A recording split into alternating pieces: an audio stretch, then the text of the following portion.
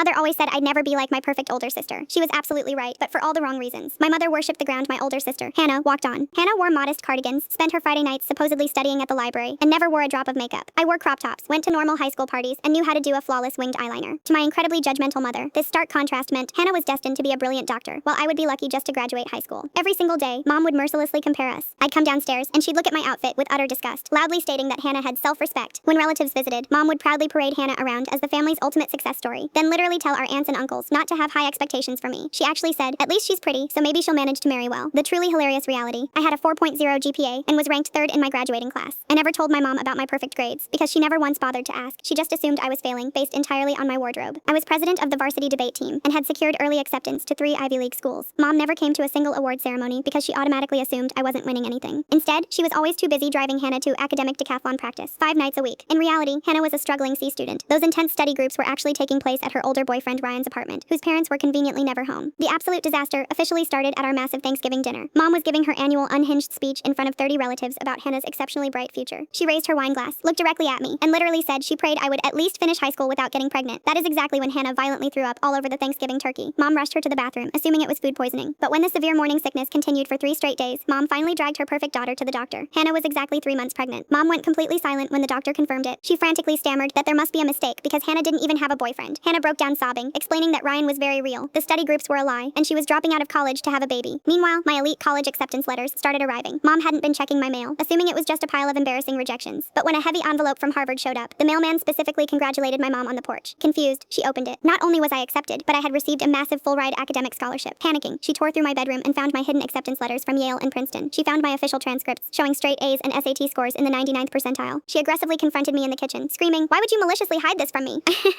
I didn't even blink. "You never asked. You just assumed I was a failure because I wore short skirts." She tried to gaslight me, claiming I should have communicated better. So, I calmly pulled out a heavily documented folder. I showed her 3 years of physical report cards I had deliberately left on the counter that she blindly threw into the junk drawer. I showed her unread email invites to my award ceremonies. I showed her photos of competitions she missed because she was too busy driving Hannah to a boy's house. Mom desperately tried to save face by suddenly pretending to be the proudest parent on earth, immediately bragging about my Harvard scholarship on Facebook. But I moved out the day I turned 18, and I made sure she wasn't invited to my graduation.